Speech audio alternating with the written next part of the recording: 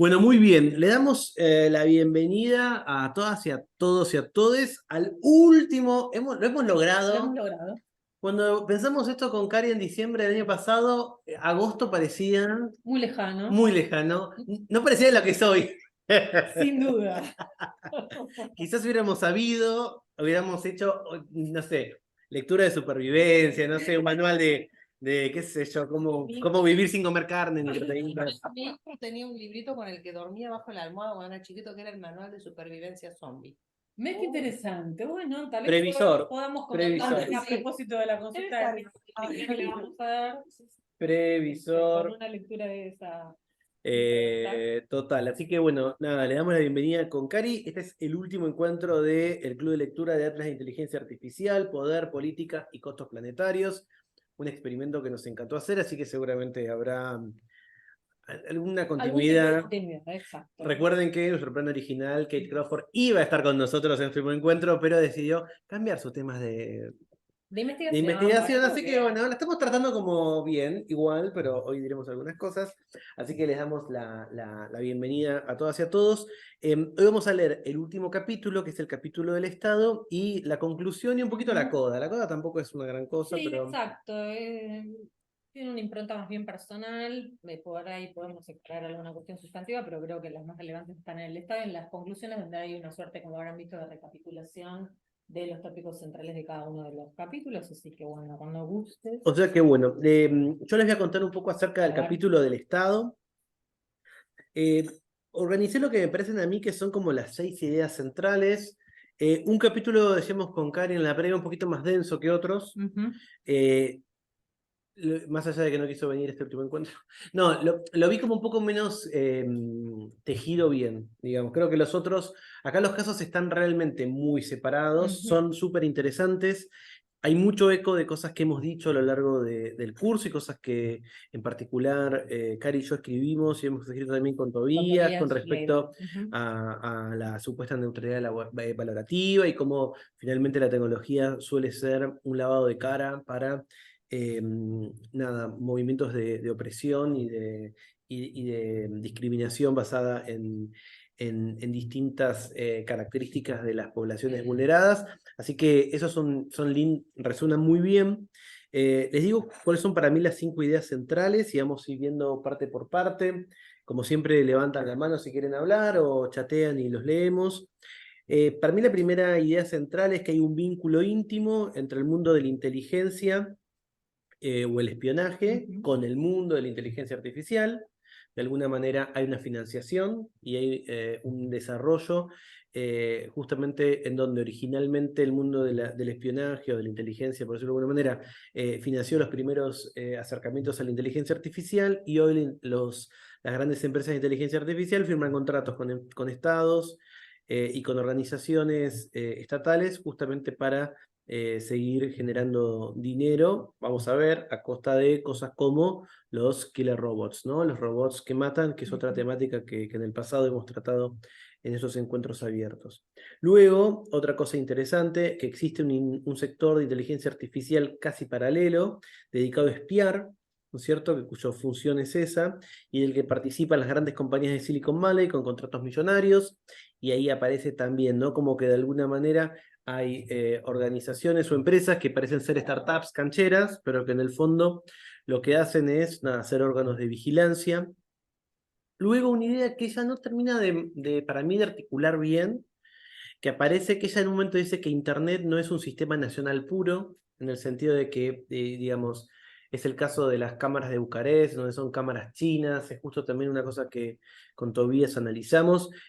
Sin embargo, parece que hay mucho, ¿no?, de lo que ella se está contando basado en los Estados Unidos. Crawford, recuerden que es australiana, pero que su investigación, sobre todo, es muy yankee y basada en Silicon Valley. Este capítulo lo vamos a ver, arranca con los expedientes de Snowden.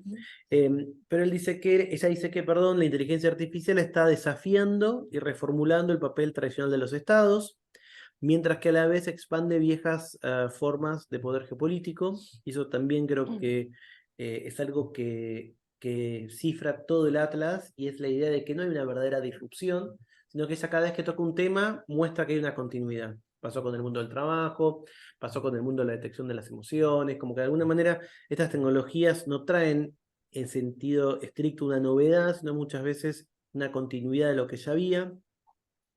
Otra cosa interesante, quizás es un poco de perogrullo, pero me parece importante destacarla, las armas desarrolladas con inteligencia artificial tienen consecuencias mortales, digamos, entonces, y ella, ahora en un ratito lo vamos a discutir, tiene una propuesta bastante audaz, o no, la verdad no tengo una opinión tomada, me gustaría escuchar a todos, o quienes quieran contar, es esta idea de que los desarrolladores de los algoritmos que se utilizan en armas o dispositivos que lesionan la vida de las personas tengan la misma responsabilidad que quienes la usan o quienes la comercializan. Eso me pareció bastante desafiante.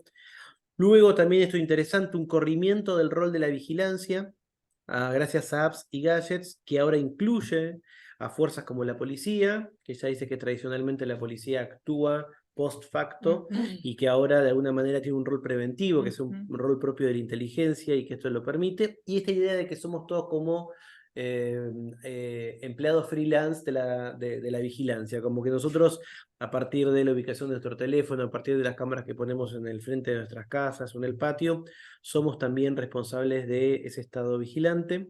Y luego, esta idea que ahora vamos a profundizar, hacer un doble clic, la idea de que el escenario de vigilancia y poder actual es resultado de una política llamada tercera compensación.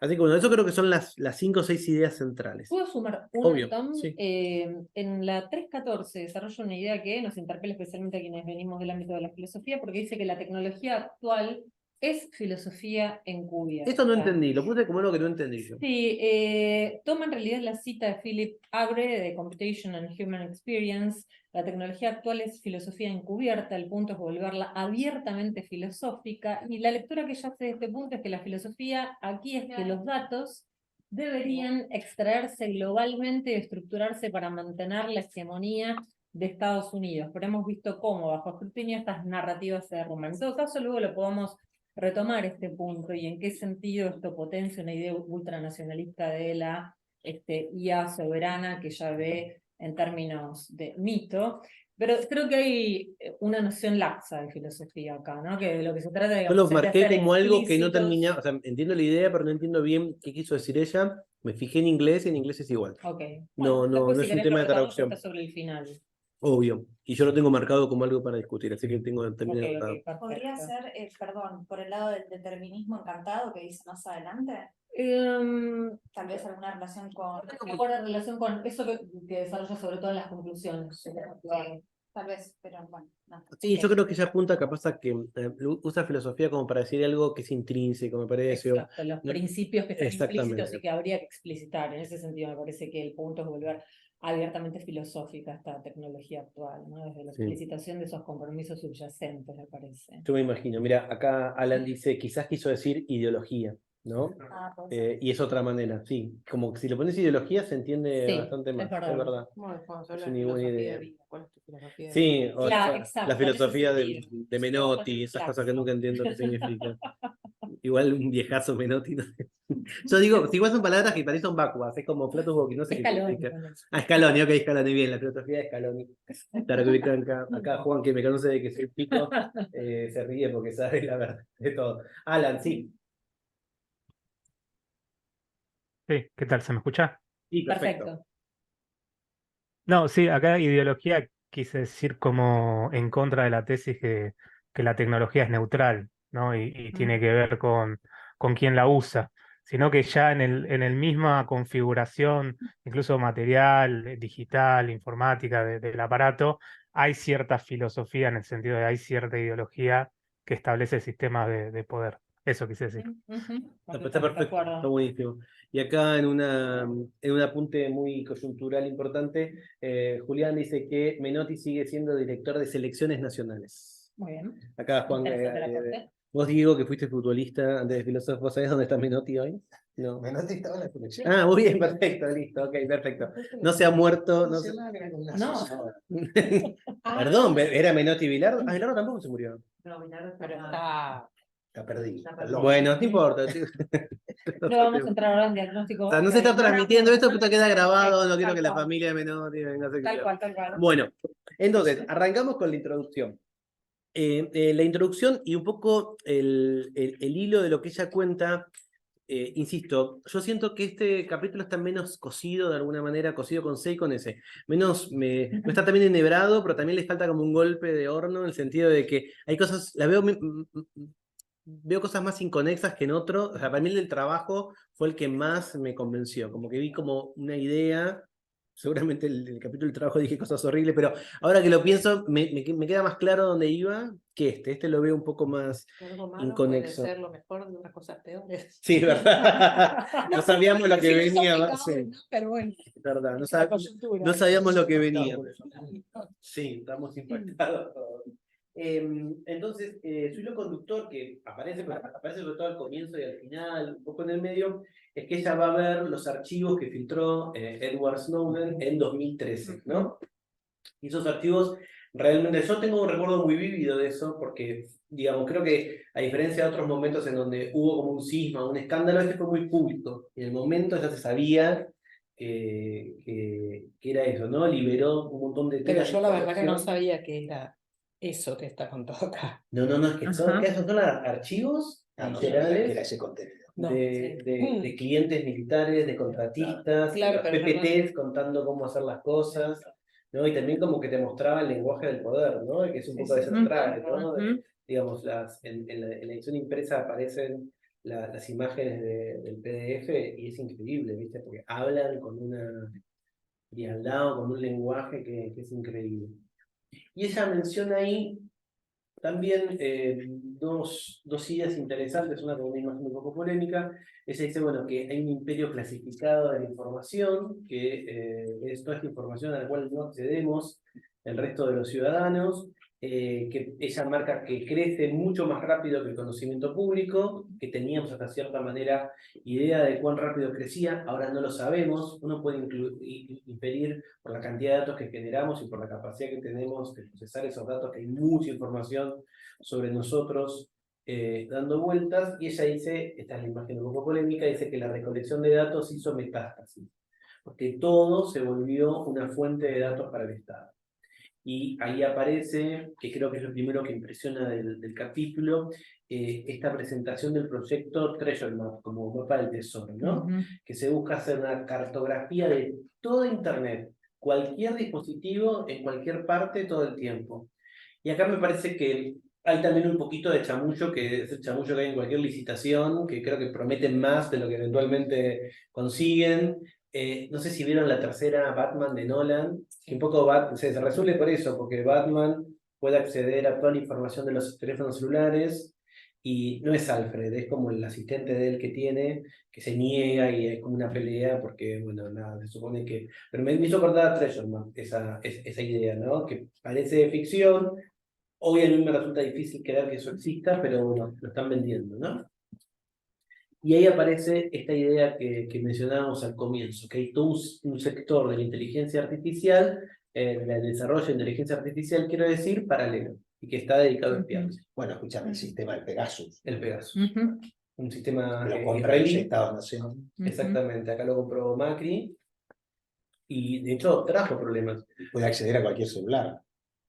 Y puede craquearlo y entrar, y lo puede conseguir. Acá, no sé cuán público es algunos detalles, pero sí hay una parte pública, creo que todas la conocemos, a Sofía Escacerra. Sofía es una economista y trabaja con temas vinculados de tecnología, en compartió espacios, creo que muchos de acá. Ella trabaja mucho con la Organización de Comercio Mundial, y la posición muy cercana a los sindicatos, muy cercana a los trabajadores, y cuando fue el G20, pone en Pegasus, tuvo un allanamiento en su casa, porque vía inteligencia pre-G20, en ese momento la ministra era Patricia Bullrich, hizo allanamientos en determinadas personas que se suponía que eran activistas o que podían traer disturbios. Ella puede entrar a la Comisión Internacional de Comercio y salir, de hecho le invitan a todos los años, 2 veces al año, y no pudo asistir al G20. A pesar de ser argentina, y le hicieron, tiene 2 hijos, un allanamiento solo por ese tipo de inteligencia. Entonces, también hay algo ahí bastante grave. las agencias de inteligencia de Estados Unidos, dice Crawford, son viejos guardianes del Big Data, ¿no? Del Big Data, como que de alguna manera lo tienen. Alan pregunta, ¿cómo es eso del Pegasus y el gobierno? Durante la gestión anterior se compró una licencia de Pegasus para el Ministerio de Seguridad. De hecho, lo que se sospecha que hay algunas de las filtraciones que salen tipo carpetazos que vienen de ahí. Después si googleás lo vas a encontrar. Y Pegasus, nada,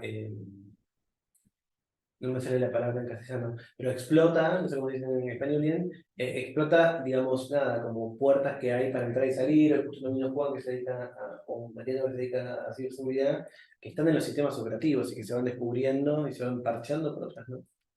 Las agencias de inteligencia de Estados Unidos, les decía, son viejos guardianes del Big Data y esto me parece que también es interesante de lo que cuenta, fueron sus impulsores económicos desde la década del 50. Entonces hay mucho de los desarrollos actuales o de alguna manera de los fundamentos de los desarrollos actuales en inteligencia artificial financiados por DARPA. DARPA es Defense Advanced Research Projects Agency, o sea que digamos, de alguna manera arranca esta área muy vinculada con lo militar. Que es también un poco la historia de Internet, ¿no? Internet nace financiada por DARPA, luego no le ven demasiada utilidad, la terminan dejando de uso libre para la academia y después se vuelve lo que ponemos ahí.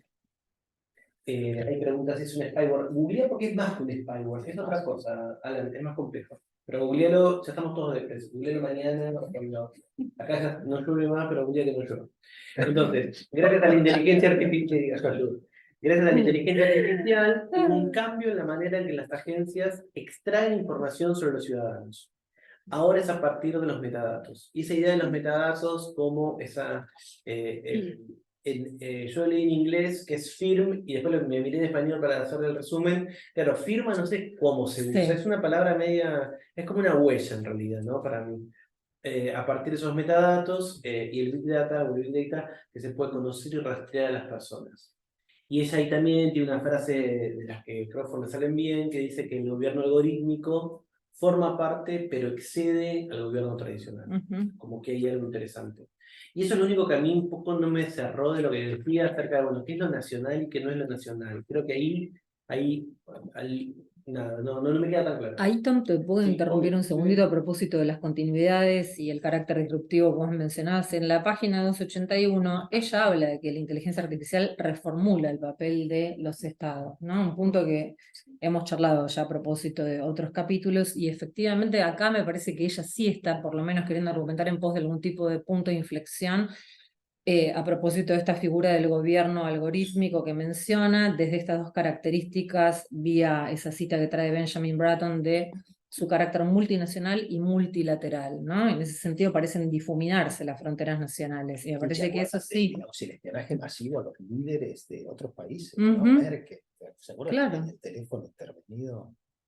Y, Es verdad, digamos, hay una transnacionalización, si quieres. Bueno, ese Exacto. caso es un Estado-nación, pero interviniendo directamente en la política interna de otro Estado. Ujú. Sí. Digamos, por fuera de los foros multilaterales habituales, ¿no? No, y después esa idea de que vieron que no sé, el presidente de los Estados Unidos usa BlackBerry para algunas cosas, porque es un sistema, digamos, un teléfono más difícil de hackear que otros, no querían un iPhone o un Android.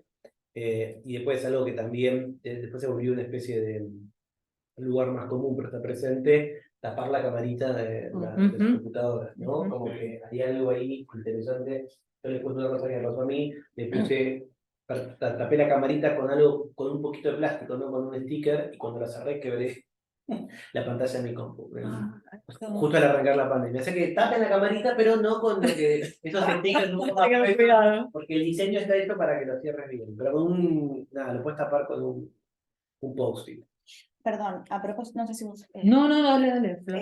A propósito de lo que veníamos hablando, yo creo que la continuidad digamos, de la autora tiene que ver con esto de decir que el antecedente de lo que hoy es inteligencia artificial viene un poco de la mano con la investigación del poder punitivo y, bueno, cómo la policía utiliza como sus mecanismos históricos para, por ejemplo, probar en refugiados cómo funciona el hecho de la persecución y, bueno, también bajar las líneas racistas típicas y tradicionales. Pero sí hay algo que a mí me disparó una idea que no sé si es tirada de los pelos o estoy confundida, pero Yo como me quedé con ese concepto del cuarto poder, ¿no? Como los tres poderes, poder legislativo, ejecutivo y judicial, ¿sí? Como los tres, el cuarto que son los medios masivos de comunicación, pero esto me llevó a pensar si tal vez no estamos encaminados a vivir un quinto poder, que en este caso sería, bueno, la inteligencia artificial y el uso de los metadatos. Sería un quinto transversal, ¿no? Como te digo, no sería puntual de un Estado-nación. Exacto, yo creo que el cuarto poder tiene esa característica también. O sea, no funciona como un extra poder porque no es una fusión de dos de los tres poderes, pero sí como que siento que esa transversalización un poco, digamos, es utilizada por todos los poderes para poder cambiar y transformar la realidad en pos de, bueno, de beneficio de los que siempre tuvieron, ¿no? La hegemonía. Poder manipular. Claro. Entonces no sé si estamos encaminados a eso, como un nuevo tipo de construcción tecnopolíticas, que era lo que hablábamos antes. Es esta noción acuñada por Anthony Rubin, ¿no? Que hablábamos hace un ratito, previo a la conexión. Y respecto de, si puedo traer un poco de mi experiencia en particular, yo, digamos, tomé la decisión de ser abogada en algún momento de mi vida y, bueno... Todos nos equivocamos.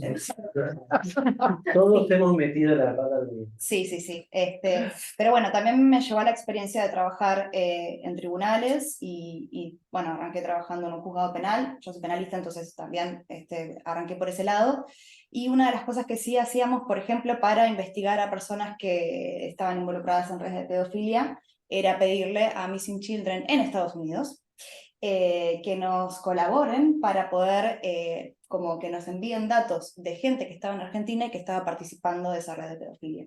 Entonces nosotros rastreábamos a través del IP y ahí allanábamos. Y no podían hacerlo acá en Argentina. No, dependíamos de Estados Unidos. Por la tecnología necesaria o Sí, por limitaciones técnicas. sí, y por las convenciones bilaterales. Los tratados bilaterales de, bueno, de Cooperación. de cooperación. Claro. Pero como un tratado que impedía desarrollar No, te permite. digamos, pero ¿por qué no lo hacías de manera doméstica y tenías que recurrir a... No tenía la base de datos. No tenías la base de datos. Argentina debe depender Pegasus, de Chile, de ¿no? Estados Porque Unidos. tenías el Pegasus. Claro. Sí, porque es una cuestión de cooperación internacional, pero Estados Unidos tiene ahí como herramientas cabeza. evidentemente... Porque entiendo que vos apelás a la cooperación en el caso de Interpol, no sé, cuando estás buscando a alguien. Sí. Interpol es un organismo multilateral que Claro. contribuye a que las policías locales encuentren. Pero Sí. lo mismo Chile en Argentina debe depender de las instituciones de Estados Unidos. O sea, y debe pienso que dar- hay como una constricción técnica, o sea, no tenés las herramientas y tenés Claro. que pasar por ahí. Sí, pero la dependencia nuestra sigue estando sí. vigente y era pedirle a Estados Unidos que nos consiga No, datos vemos, que estaba acá. O sea, también lo vemos cuando hay que abrir un teléfono, un Apple, lo mandan a Estados Unidos porque acá no se puede abrir. Pero pues algo que me llamó la atención, que, o sea, cuando estaba leyendo, es que cuando yo pienso en Alibaba y esas cosas de China, me da miedo de que los chinos me están espiando, pero es lo mismo que Amazon y lo de Estados Unidos. Entonces es como ese mensaje de nosotros somos los buenos y los otros son los malos, pero finalmente, según Crawford, es todo la misma gente. Yo creo que por el año en que lo escribió, porque esto lo escribió pre-pandemia, cuando lo leímos nosotros, yo creo que faltó todo el mundo TikTok. El mundo TikTok es toda una gran discusión. Y no estaba, me parece, en debate tampoco el 5G No, de manera tan potente. Es 2021. Pero cuando lo escribió, No, para está mí, bien, pues, digo, está bien, la estoy pensando en publicación, los está tiempos bien, en que lo de elaboración escribí. conceptual. Sí, digo, porque si no, todo esto tiene que Es estar verdad. cruzado por TikTok. Ujú. Y el tema con TikTok es que de alguna manera abre, yo lo veo mucho porque sigo las noticias de Estados Unidos por laburo, abre un ámbito de discusión acerca de qué información puede capturar una red social, y como decís vos, digamos, vuelvo a decir, bueno, Instagram, o Snapchat, o WhatsApp, ¿no? Pero bueno, ahí como que se corta, porque bueno, son los yankees y eventualmente pueden tenerlo. Y nosotros, hace un par de años, que no se acuerda Cari, pero lo discutimos en el grupo, hubo un caso en donde Alexa, el parlante inteligente, estaba presente, o sea, estaba el dispositivo en la casa de alguien en San Francisco que murió aparentemente víctima de violencia basada en género, y la justicia le pidió a Amazon que abra esas grabaciones. Amazon decía, no guardamos grabaciones, no guardamos, pero dijeron, bueno, sí, capaz hay un caché en donde está guardado, verlo. Llegaron a la Corte Suprema, la Corte Suprema le dio el derecho a que no se abra esa información, y es lo mismo que dice Diego. Hay muchas presiones, hubo muchas presiones para Apple por un iPhone de alguien supuestamente terrorista que tenía el Face ID, cuando estás muerto el Face ID no funciona, para que lo abran, y llegaron a lo último en la justicia para evitarlo, por esta idea de, bueno, ok, parte de nuestro negocio es la privacidad, pero de algún modo uno lee todo esto y te das cuenta que hay algo ahí que no cierra, ¿no? Pero además es la privacidad para ser usado por los organismos del Estado, la justicia, lo que sea, pero no es la privacidad. O sea, ellos tienen los datos. Tienen, claro. Si quieren ellos hacer algo de esto, o sea, discrecionalmente deciden a quién se lo Sí, dan. ¿Para hacer qué? O sea, ese es para mí el punto. Sí, por eso lo que decía Flores es interesante de la emergencia de un quinto poder corporativo. Un poder que es otra, digamos, corporativo y digamos, más allá de los límites del Estado-Nación, porque estábamos acostumbrados a corporaciones domésticas, con injerencias en el ámbito nacional, ¿no? A corporaciones transnacionales en el sentido en el que lo son ahora. No, y además agrego todo este tema, incluso que no, para mí está conectado, que es del hackeo y pedido de recompensa y de diseminación de datos, como hubo acá con la FIP, pues que... Chicos, no están dando... Bueno, el PAMI, el pedidor de PAMI era no presa en el computador. No, ya sé, pero además de pedir guita, diseminan los datos que pueden ser sensibles, como PAMI, o pueden ser económicos, o lo que sea, que ya no es ni siquiera corporativo, porque ese hackeo ya no es corporativo. Es como de free riders. Bueno, pero lo que quiero decir es que esta tecnología habilita no solo a los estados, digamos, que quieren, no sé, intervenir en el teléfono de Merkel, sino, si es que lo hizo algún estado o alguien, no se sabe quién lo hizo. No, sí. se sabe, sí. Bueno, Pido disculpas al gobierno norteamericano. bueno, ok, perfecto, pero también lo puede hacer cualquiera. Cualquiera no. Es una manera de decir cualquiera, pero mucha más gente. Acá Alan recuerda que Aumenta la potencia de ciertas No, sí, cosas, sí, pero yo también también lo- aumenta la fragilidad. Pero digo, los datos de Sigeva no son tan sensibles Bueno. como los datos del PAMI, que es el médico. Que dicen, quizás Missing Children tiene acceso a inteligencia cosechada por la Secretaría de Seguridad Nacional y otras organizaciones de seguridad nacional de Estados Unidos que hacen vigilancia del tránsito mundial de Internet. Entonces, capaz también tiene acceso a eso. Y me parece que parte de esta reflexión es lo que a ella la lleva a decir, que hay un desplazamiento desde la visión liberal a esta visión paranoica, que bueno, está fundada en virtud de precisamente de todo esto que estamos mencionando, ¿no? Obvio. O sea, es una paranoia ¿Y la DIP con anclaje. en qué queda en todo esto? Pero, Yo te digo, solo una vez me metí con un amigo, hace ya varios años, y me agarró un cagazo bárbaro.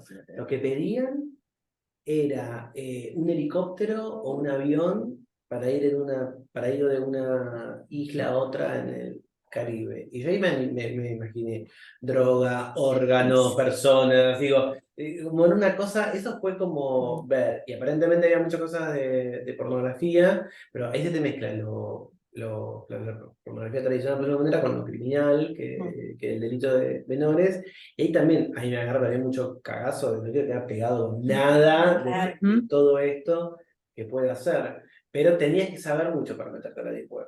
Yo me metí igual en la casa de un amigo, y te juro que al día de hoy se me pone la piel de gallina y pensaba que pedían una boludez, un avión, pero digo que... Bueno, pero ¿por qué lo están pidiendo por acá? Claro, Por otro lado. una isla, otra isla. Bueno, la primera de las secciones, la primera sección tiene título, es la introducción, la primera de las secciones se llama Alcanzar la tercera compensación. Ahí aparece esto que estuvimos hablando recién. Ella dice, bueno, no hay en Internet un sistema nacional puro, se entrelazan herramientas, infraestructura, mano de obra, multinacional y multilateral. Y trae el caso de las cámaras de seguridad china en Belgrado, en donde nosotros con Karen y después con Tobias publicamos con él un articulito durante la pandemia. Esa marca Hikvision es la que había conseguido un contrato del gobierno nacional con trenes argentinos. Entonces, esas cámaras tomaban tu rostro y tu temperatura. Y si había alguna persona, durante la época de COVID, si había alguna persona que tenía más de 37 grados o 38, la podían seguir por las distintas estaciones hasta ver dónde se bajaba. Eso era el sistema que habían contratado. Lo que nosotros decíamos ahí era, bueno, una temperatura alta no era ni condición ni necesaria ni suficiente para el COVID, porque había gente con gripe y había gente que pasó por el COVID de manera asintomática. Con cáncer. O El cáncer te da fiebre. O cáncer, sí, o cualquier Sí, cosa, claro. qué sé yo, no sé, digamos, pero una gripe común. Pero te identificaba y lo mantenía. Y todo basado en tecnología china. Que de vuelta es este cuco de China, pero que después, bueno, ¿a qué le compras esas cámaras y ese reconocimiento, no? Y ella dice, la visión liberal de ciudadanos digitales globales interactuando en un espacio abstracto de redes se ha desplazado, como dijo Cari, hacia una visión paranoica que defiende una nube nacional contra el enemigo racializado. Pues justamente lo que vamos viendo y se va a quedar claro en la próxima sección es que son estas poblaciones minorizadas las que suelen ser target o objetivo, perdón, de estas tecnologías. La carrera estatizada en pos de la superioridad tecnológica es al mismo tiempo retórica y real, creando una dinámica de competencia geopolítica a lo largo y dentro de los sectores comerciales y militares, difundiendo cada vez más las líneas entre las dos, difuminando, perdón, cada vez más la línea entre las dos, entre lo comercial y lo militar. El objetivo es el dominio internacional de la inteligencia artificial para asegurarse una ventaja militar y corporativa. Y ahí trae a Ash Carter, que fue secretario de Defensa de los Estados Unidos entre 2015 y 2017, en donde ella lo pone como la persona que acercó el ejército y la seguridad a Silicon Valley. Convenció a las compañías tech que la seguridad nacional y la política exterior dependían de la dominación estadounidense de la inteligencia artificial. Y eso es lo que llamamos la tercera estrategia de compensación. La manera de subsanar una desventaja militar subyacente al cambiar las condiciones. La primera compensación fueron las armas nucleares en los 50, la segunda compensación las armas encubiertas, logísticas y convencionales de los 70 y los 80, y la tercera compensación sería inteligencia artificial, guerra computacional y robots. ¿No? Y creo que ahí es como Está bien justamente... traducido esa conversación. O sea, quiere decir que es parejo para que no haya. Claro, se supone que la bomba nuclear... o Sí, la- sí, por eso, pero suena rara la palabra compensación. Pero bueno. yo lo saqué de la traducción en español. No, Estaba sí, así. sí, no, no me Sí, fijé es cuál raro es. porque es en realidad la búsqueda del De equilibrio. equilibrio, no es simetría, compensación. digamos. La búsqueda de simetría, sí. Exacto. Sí. Bueno, no importa. Todo bien. No, Sí, no sí, lo pero es no lo verdad que miré. es una noción medio equivocada. Para construir armas se necesitaba una mano de obra altamente remunerada y sofisticada. Entonces, para poder armar eso necesitabas una alianza con la industria y para eso convencer al sector tecnológico de que valía la pena asociarse para crear infraestructura de guerra. Claro, eso se ve en Oppenheimer. Exacto. Se ve cómo el sector industrial va No, estirado por el Estado que lo distinto. Bueno, y ahí aparece la segunda o tercera sección, que es, en español es Entra en escena el proyecto Maven. El proyecto Maven es una palabra clave para equipo multifuncional de guerra algorítmica. El objetivo es llegar rápidamente al campo de batalla los mejores sistemas algorítmicos posibles, incluso los que están listos en un 80%. Es decir, cualquier tipo de sistema altamente sofisticado que no esté terminado tiene que ser utilizado o tiene que ser vuelto factible de uso para la vigilancia o el ataque. Un proyecto de Maven, por ejemplo, es seleccionar un objetivo, que puede ser o una persona o un vehículo, y tomar todos los clips de él, de los drones. O sea, poder identificarlo y que cualquier dron que lo esté tomando pueda explicarte dónde va. Para hacer ese proyecto, por ejemplo, presentaron una licitación. Y esa licitación participaron muchas empresas, incluyendo Amazon, Microsoft y Google. Gana Google, y lo que cuenta ahí es cómo cuando eso se vuelve público, los mismos empleados, claro, hacen una suerte de revuelta porque están diciendo eso, ¿no? Usan mi trabajo, usan mi conocimiento, usan para matar gente. Google, ¿qué hace? Termina el proyecto y no se vuelve a presentar, ¿no es cierto? Y se vuelve a hacer otra licitación. Funda una compañía melliza. Sí. No, pero gana Microsoft después. Sí, claro, lo gana Microsoft, como dice Cari, y Microsoft lo gana y postea su CEO en un blog de la empresa la visión de Microsoft que siempre estuvo para cuidar a la ciudadanía estadounidense, los valores estadounidenses, la libertad. Entonces Amazon lo quiso hacer por abajo de la mesa y salió mal. Microsoft lo pone sobre la mesa y y Google queda como obligado a hacer una especie de planteo de que no va a utilizar esta tecnología para estos fines militares. Y ella trae acá 4 preguntas que me parecen 5 preguntas muy interesantes sobre estos sistemas que pueden acabar con la vida de las personas. Uno es, ¿quién está construyendo los conjuntos de datos de entrenamiento? Eso nos lleva al capítulo sobre datos. ¿Qué tipo de datos son? ¿Qué significa que algo sea amenaza inminente? O sea, ¿cómo pones algo en donde vos tenés que destruirlo? Y acá de vuelta, nosotros hemos charlado de esa iniciativa Stop Killer Robots, que justamente, nada, hay un movimiento internacional que se reúne también acá en Argentina para evitar que la tecnología se use así.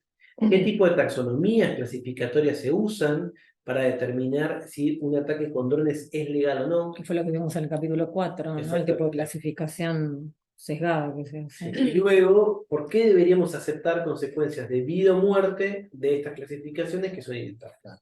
Una cosa que yo quisiera agregar que es colindante con esto, y es que a raíz del uso ahora de los algoritmos para la generación de datos, por ejemplo, vinculados a la actividad cerebral, ¿sí? Que el otro día escuchábamos una preciosa charla sobre eso, y hoy hay una nota en alguno de los diarios sobre una investigadora argentina, creo que en Noruega, haciendo esas cosas. Hay todo un movimiento acerca de multilateral de los distintos estados para construir una reglamentación que regule el tráfico de los datos científicos, para que las corporaciones no echen mano de los datos científicos que se están generando en laboratorios, que necesitan ser compartidos por distintos grupos para avanzar en los descubrimientos, pero que son fácilmente apropiables para otro uso, ¿sí? Entonces hay el intento de desarrollar una regulación para eso. Bueno, la polémica que hubo a propósito de la compañía de Sí. Sam Altman, ¿no? Para WebCoin, de lectura de datos biométricos, a cambio de La que está acá, sí, que cripto. Muchas y muchos jóvenes fueron. Bueno, ellos maliciosos, no, muy bueno, confusamente anunciaban que te generaban el ojo por $50, $50 en esa moneda especial, Sí. en esos $50, ahora pones acá enfrente algo por $50, la gente te entrega el ojo, digo, directamente, te da el glóbulo ocular y dice, dame 100, tipo, te doy los dos y bueno. Yo te lo saco. Sí, exacto, tengo una paradoja, uno no puede decir, ¿no? Ahí hay un mensajito. Dice, complicado consolidar eso, o incluso conciliar, decir, Alan, digo yo, con el movimiento del Open Access, ¿no? Bueno, pero yo creo que hay maneras porque tiene que ver también con cuál es el uso. Cuando uno tiene un acceso abierto también puede regular qué uso es.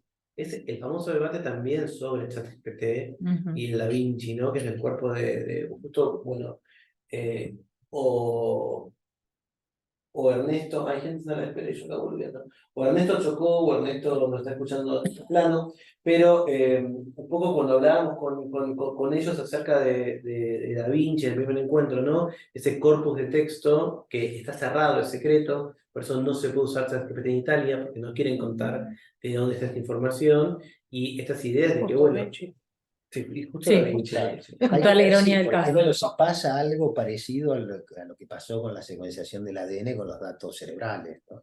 Si de pronto hay como un acuerdo para compartirlos cuando hayan acumulado cierta información. Sí, te voy a poner Julián como co-host porque no veo si alguien entra, nada más. Perdón, te voy a hacer trabajar. Dale, no hay drama. Ya agarró, le di café, tipo. Igual me estaré en Córdoba la semana que viene. Bueno, y ahí llega otra parte que es otra sección que se llama el Estado subcontratado, ¿no? Y ahí también aparece uno de los 2 casos que más desarrolla, que es el caso de, yo le digo Palantir. Sí, No, solo que me quedé colgada, perdón. Un segundo. Que en realidad alguien dijo del Open Access, pero además del Open Access, ahí tengo un movimiento ahora, bueno, digo seguramente, de que en todas las publicaciones científicas y en el CONICET apareció, en el CIGEVA, subir los datos, no solo se publican los resultados de las investigaciones, que ustedes saben que siempre los resultados es una estadística y significa depurar los datos, sino los datos brutos sobre los cuales se hizo la estadística, para compartirlos con otros investigadores y eventualmente Sí. que el nivel de Transparencia. revisión y de transparencia entre pares no vaya solo a los resultados, donde por ahí no está muy claro cómo se depuraron los datos para hacer la Ujú. estadística, sino a los datos brutos. Y en el CONICET apareció, para los que tengan CIGEVA, vieron que hay una nueva solapita que no saben muy bien qué poner, que son datos. Y los datos son los datos brutos de toda investigación. Y eso, o sea, más allá del Open Access, lo está pidiendo todas las revistas Sí, por científicas. eso hay un intento de regular eso, ¿sí? De Pero es que manera hubo multilateral. muchos problemas con los resultados, por lo menos en medicina, y por eso se hace medicina basada en la evidencia y se cree más en eso. Porque todos los datos eran manipulados. Bueno, Nadie claro. llegó a creer en ningún paper en algún Pero mi momento. problema con basado en la evidencia es que había medicina no basada en la evidencia, Claro, pero que un chamán. los datos. Ok, Manipulación, basada- básicamente, claro. Que vos no podías acceder a la fuente, creo. Claro. Esto, en realidad, fuente de datos ocultadas y Y manipuladas. hay una Es cuestión que claro, vos la ¿Te acordás el caso de por ahí la por clonación del chino? Ah, cierto, se queda clonado pibes y que... por una No. cuestión de financiación vos tenés que tener por ahí en medicina determinada cantidad de... Sí, o sea, de- se usaban, no sé, 100 pacientes. Ah, Y con eso hacías el chamullo de tu vida.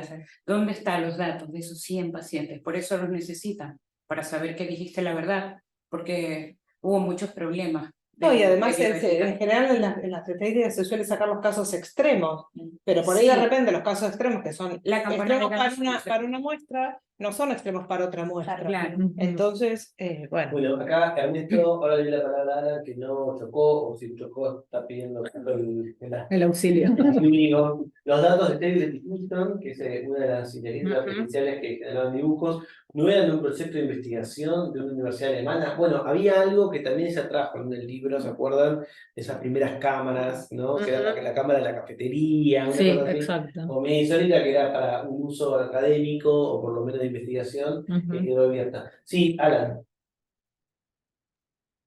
Sí, rapidito, ¿no? Respecto a los datos y hacerlos públicos y demás. Lo que es investigación en el sector privado, y si pensamos en medicina, en las farmacéuticas y en los ensayos clínicos, donde está la lógica de la competencia mercantil, obviamente tenés Vago y tenés Merck que van a hacer sus ensayos clínicos, y si una descubre que cierta molécula no está funcionando, no va a compartir con la otra empresa esos datos para que pierdan tiempo, pierdan recursos e intenten otro remedio que sea más ¿no? Efectivo contra el cáncer. Que eso sería en contra del Open Access, que es este movimiento de transparencia, de cooperación y bueno, ciencia de puertas abiertas. Pero en el mercado, en el sector privado, la opacidad es una herramienta competitiva, ¿no? Sí, están las patentes de por Sí, sí. medio. Siempre llegamos al Digo, mercado. Siempre es el capitalismo. Siempre llegamos al capitalismo. Spoiler, está el Siempre capitalismo. llegamos al mismo punto. Bueno, ahí entonces en el estado subcontratado, en esta sección, habla de esta empresa, Palantir, Palantir, no sé, que es de Peter Thiel, que es un tipo muy polémico y lo presentan simplemente como un ex PayPal, pero bueno, también es alguien que tiene fondos de inversión y que siempre está ahí metido en alguna, fue consejero de Trump. Él lo que dice, ese textual, es un poco extenso. Nosotros con Cari hoy estamos medio corriendo con los tiempos, pero ya, lo leemos, pero para mí lo importante de Thiel es que dice, según su visión, inteligencia artificial es tecnología principalmente militar. Y hay una declaración de él donde claramente dice que es una herramienta valiosa en cualquier ámbito, pero sobre todo y principalmente para un ejército. Ujú. Esa tiene que ser la visión sobre inteligencia artificial. Pero, como ella cuenta muy bien, y eso a mí me pareció muy piola, si vos vas a la página de Palantir o escuchás hablar de ella, parece una startup innovadora, joven, de Silicon Valley. Pero en el fondo es un contratista militar que ofrece tecnología de vigilancia no solo al ejército de los Estados Unidos, sino a otras agencias de seguridad como la CIA. Algunos de sus productos se comercializan también a civiles y organizaciones privadas. E incluso está pensando, ella muestra patentes de apps, de distintos gadgets. Entonces, Andrew Ferguson, profesor de Derecho, dice, estamos avanzando hacia un estado en el que los fiscales y la policía van a decir, el algoritmo me dijo que lo hiciera, así que lo hice. como que cada vez más va penetrando la lógica, la narrativa de la tecnología. Con estas herramientas, como mencionamos al comienzo, los policías se vuelven agentes de vigilancia. Pasan de tareas de policía a tareas de inteligencia. La policía, para Crawford, interviene generalmente con un incidente criminal ocurrido, mientras que un agente de inteligencia lo que hace es una labor predictiva. Esta vigilancia debería ser para todos, pero se enfoca en algunos. Inmigrantes, indocumentados, pobres, comunidades de color. El software de Palantir reproduce la desigualdad y somete a quienes viven en barrios pobres a una mayor vigilancia, y esto es lo que nosotros decimos que en el grupo siempre charlamos, pero particularmente con Cari y con Tobías también, le da un halo de objetividad. En inglés y en castellano ponen un solo de matemáticas, no sé qué significa solo ahí, pero digo, como una manera, un halo de objetividad. La desigualdad no solo se profundiza, sino que se la somete a un lavado tecnológico, un washing, como el pink washing, rainbow washing, acá sería como una especie de math washing o tech washing, en donde se justifican sistemas que se presentan como inmunes al error, pero en realidad agravan los problemas de vigilancia excesiva y sobre todo sesgada. Eso me parece que es súper claro. Absolutamente. Y lectura complementaria obligada para esto es alguien que ella ha citado ya en varias ocasiones, que es el texto Armas de Destrucción Matemática de Cathy O'Neill, ¿no? Sí, total. Lo tenemos en digital, si alguien quiere lo solicita. Entonces, ahí trae esta polémica, esta propuesta polémica, no sé qué pensar realmente. ¿Qué La es esta? responsabilidad. Crawford y un académico legal, Jason Schultz, argumentaron que los programadores, a mí me mata que ponga programadores, por eso te digo, yo iría un poco más arriba, pero bueno. Es como si culpar a los periodistas. Sí, un obrero. Como, Por eso, o un obrero que fabrica armas. Sí. Dice que los programadores de sistemas de inteligencia artificial que influyen directamente en decisiones gubernamentales deberían considerarse actores estatales en términos de su responsabilidad constitucional. Es decir, legalmente responsables por los daños. Sí, legalmente responsable que va en cana. ¿Eso es un programador? Bueno, pero estatal. Eso no sé muy bien legalmente, por ahí vos sabés mejor qué quiere decir, pero supongo que eso quiere decir como un funcionario del Estado, como le cabe al secretario de Defensa o al supongo que querrá ser como No creo que sea el mismo que pone Enter y que cae una bomba, pero... Previo a eso habla no de programadores, sino de proveedores privados de estas tecnologías como responsables legales. No, después más adelante sí habla de los programadores de sistemas de AI que influyen directamente las decisiones gubernamentales, deberían considerarse actores estatales a efectos de su responsabilidad. Porque son los sistemas para mí, no los programadores. Vean, léelo de vuelta, perdón. Yo también me lo pregunté el otro día. Junto con el académico legal Jason Schultz, he arguido que los programadores de sistemas de inteligencia artificial que influyen directamente las decisiones gubernamentales, o sea, sistemas que influyen. Deberían considerarse actores estatales a efectos de su responsabilidad constitucional en ciertos contextos, es decir, deberían poder considerarse legalmente responsables por daños de la misma manera que lo pueden ser los estados. Sí, ahí hay como, a mí, qué sé yo, me hace acordar como un poco a lo que se hablaba como la obediencia de vida. Hay como algo, una relación con eso, y también en el ámbito de la teoría del delito existe una diferencia entre lo que es autoría y participación, y luego dentro de la autoría está lo que es autoría mediata o inmediata, y se supone que dentro del verticalismo que implica bajar una orden de arriba, también la teoría del delito alcanza a quienes responden a esas órdenes. Entonces un poco también es como que tiñe de delito a todo, ya sea los que participan de manera indirecta o secundaria, de forma directa, o quien realmente es el ideólogo de... Con distinto nivel de responsabilidad igual, entiendo, ¿no? Sí, es un delito. Exacto. Siempre y cuando se considera un delito lo que está ocurriendo. La compañía es outsourcing. Dirá, no soy del Estado, soy outsourcing. No, pero Bueno, quiere meterlo a los proveedores, solo de ciertas cosas, en ciertas, está muy matizado. Y en ciertos contextos sí, está como Pero puesto con muchas Esta cláusulas. parte me hizo acordar a Arendt con la banalidad del mal. Ajá. Cuando hizo la alusión de que, bueno, Eichmann era más una maquinita que hacía lo que tenía que hacer sin pensar. Y lo mismo hacen esto, no piensan. Los programadores, Claro. Las Son consecuencias. una de las que más piensan. Sí. A ver. Perdón, en la versión en inglés dice developers. Desarrolladores. Pero a ver, ¿por qué hay dos? Claro, pero Empresa, ¿no? no, pienso por ahí que developers en un sentido más amplio también puede entenderse como los responsables de que desarrolladores, developers que directamente influencien decisiones gubernamentales. Pero Entonces por ahí también puede entenderse en sentido más amplio de proveedor. ¿Pero el desarrollador o el sistema de inteligencia artificial incide? Esa es para mí la clave. Claro, pero acá ella, Claro, ella quiere claro, hacer responsable developers of directamente. AI systems. No sé qué es Yo lo lo entendía más como en un sentido amplio de aquellos que creo que es opaca a propósito acá, pero en el sentido amplio de no la persona que está escribiendo el código, sino Pero yo me imagino las empresas que lo desarrollan. ¿no es algo así? Si vos sos un desarrollador de un sistema que lo vendés para identificar terroristas y liquidar. Desarrollador, proveedor privado, proveedor, digamos. ¿sí? Sí. Acá Alan dice lo normal, los CEOs, los CTOs, o sea, todo. Sí, me parece que cuando hablan Acá no chocó Ernesto y se hablan del que jurídicamente es responsable, o sea, no del programador, sino el desarrollador el que gana la licitación, es una firma, una sociedad anónima que tiene un claro, si el programador es muy claro. me parece que habla de que jurídicamente es A ver, ahí Alan, De financia. sí, el que representa esa empresa ante la ley, ¿no? Vos cuando te inscribís y armás una empresa, vos tenés que hacer de todo. O darle responsabilidad en la fábrica de armas.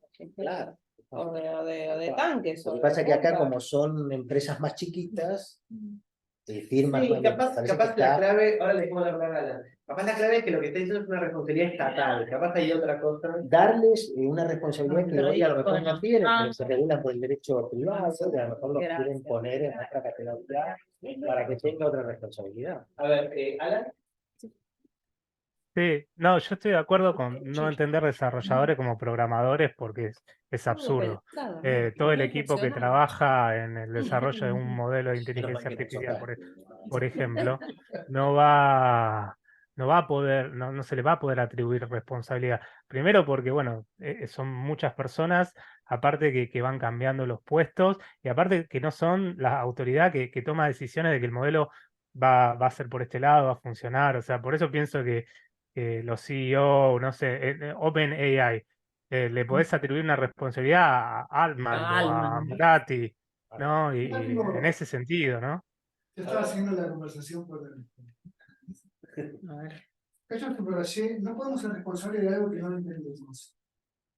O sea que hay como una delegación del entendimiento a la arma de Comunidad experta. que haga el módulo de inteligencia artificial. Entonces, me digo así como, bueno, digamos, todo el paquete es tuyo. Tanto en decidir si es un terrorista o no, pero también si te equivocás, vas vos ahí, ¿no? Y subrayar esta idea de antes eran atribuciones propias del Estado y ahora esas atribuciones, digo, por ahora más que la tecnología, la delegás por una impericia de, bueno, ahora es esta su parte estatales o nacionales, que es OpenAI. Yo le delego todas las tareas de vigilancia, las tareas de responsabilidad por sistema de manejo del mundo. Porque en Estados Unidos piensen que todo ese sector está todo terciarizado. Sí. Pero no no hay fabricaciones militares, está todo terciarizado. Entonces, Este espacio intermedio del cual ella habla, ¿no? Tienen contratos, que bueno, algunas son sociedades mixtas, pero la mayoría está privatizado. Tengo una duda. O sea, esto como que va a hacer la tarea de todos. Entonces el ser humano como que se va a volver holgazán. No va a pensar. Y si le dice lo que tiene que hacer, también le va a estar insinuando a cometer el delito. Entonces los que hacen, los que ejecutan, los que se hacen cargo del problema, como que simplemente carne. O sea... No sé, yo creo que sí hay una discusión sobre la responsabilidad. Claro. Que es un poco lo que está en el fondo de todo. ¿Quién son las personas? Y a veces parece que como hay tantas manos y a veces parece que hay una caja negra, no se sabe bien qué pasa en los algoritmos, esa responsabilidad a veces te diluye. Y lo que estamos viendo con estos ejemplos también es que las personas creen en la inteligencia artificial o en los dispositivos como que es cierto. Si te lo dicen, es así. Claro, pasó cuando comenzaron los delitos, los ciberdelitos, digamos, y se estudió un poco en términos etnográficos el comportamiento de los hackers, más allá de que luego estuvo la cultura hacker, se sofisticó y hubo un perfil de intervención política. Lo que pasaba con algunos y algunas jóvenes que entrevistaban es que como el delito estaba mediado tecnológicamente, tenían la impresión de que ellos no habían cometido la acción. No había como una percepción de responsabilidad. Se te afano todo lo que te dice la billetera electrónica, pero ¿cómo hizo? No es como meterte la mano en el bolsillo. Había una pérdida de la conciencia de responsabilidad. Bueno, por la misma razón que se puede escribir cualquier cosa en las redes y decir cualquier cosa. Entonces hay un problema ahí que tiene que ver con la mediatización técnica de la acción. Sí, digamos, si es fácil, si bajó la barrera de entrada a cometer ese delito, mediado por la tecnología, da como la impresión de que el delito en sí no se cometió, digamos. Establecer a una vecina y ver todo lo que está en redes, pero además tratar de conseguir su... Sí, a sacar un fake para hablarle o qué sé yo. Y todo eso, nada, es hostigamiento y es Acoso. Sí. acoso, o algo que tenga que ver con la vigilancia, ¿no? Y no lo vivimos así. No, claro. En el caso de las estafas que son muy comunes hoy en día, que por ahí te llaman y te piden, no sé, un token. Sí. En el caso particular de mi experiencia, lo que sí pasaba era que había como un punto muerto de investigación, por esto que vos decís, como no son rastreables porque tienen acceso a conocimientos prácticos que por ahí permiten no acceder a la decodificación del origen de ese delito, se llega a un punto en donde ya no se puede perseguir, porque tecnológicamente hay una protección de esas mismas personas que llevan a cabo eso. Sí, todavía como que en ese ámbito... Se rompe la cadena causal. Exacto. Entonces ahí también hay como un punto de quiebre en el cual todavía no se sabe distinguir bien cómo abordar esa situación. Y creo que también tiene que ver con este vacío que se plantea, ¿no? Desde ese punto de vista. Pero creo que justamente en el afán de encontrar ese vacío, esa falta digamos, de concretar la persecución punitiva, es donde más se busca desarrollar digamos, como el anclaje del poder en la investigación y utilizar los datos para ser más profundos a la hora de reconocer, ¿no?, esos delitos que finalmente después en realidad se terminan usando para otros usos, que no es específicamente estos delitos a perseguir. Entonces ahí está como la peligrosidad del hueco que queda y la excusa para que se pueda hacer cualquier cosa, eventualmente. Flor, acá lo que contaba Crawford de separar que la policía no hace investigación, no hace inteligencia, sino que actúa... Prevención. Facto. Claro, ¿también en Argentina es así o es solamente en Estados Unidos? Todo lo que es pre y post, o sea, antes y después, en realidad es lo mismo. Ajá. Porque para prevenir, actúan, o sea, y captan, y capturan. Y para actuar en consecuencia es cuando ya está concretado el daño y también ahí ya están más habilitados legalmente. Digamos, yo no sé bien en ese sentido cuál podría ser la diferencia, pero en este caso en particular, por lo menos en Argentina, la irrupción policial viene de la mano con la habilitación legítima del Estado para poder acceder. Ahora, lo que es el post o el pre es lo mismo, porque en definitiva ellos pueden acceder igual, digamos. Pero se supone que no se puede hacer inteligencia. Depende del caso. No, claro, solo autorizada por un juez. O sea, con una petición explícita de tipo de orden. Digamos, claro, con alguna orden judicial. Y en general tiene que ver con algún daño ya hecho. No, porque la puede presunción ser. de un daño. La presunción Claro, de un puede daño. ser. Causa probable, ¿no? Sí. Acá por lo menos en la cita yo me preguntaba lo mismo que Ernesto, dice, legalmente la policía no puede llevar a cabo una búsqueda y recolectar información personal hasta que haya una causa probable. La inteligencia, por el contrario, es fundamentalmente predictiva. Claro, pero la causa probable puede ser cualquier cosa. O sea, Claro, digamos, pero acá tiene que haber un juez que autorice, entiendo yo. Sí, tiene que haber, se llama, digamos, causa suficiente de investigación. digamos, motivos Pero igual la suficientes. policía, por ejemplo, el otro día Pero- estaba mi hijo, no, cuento una anécdota para...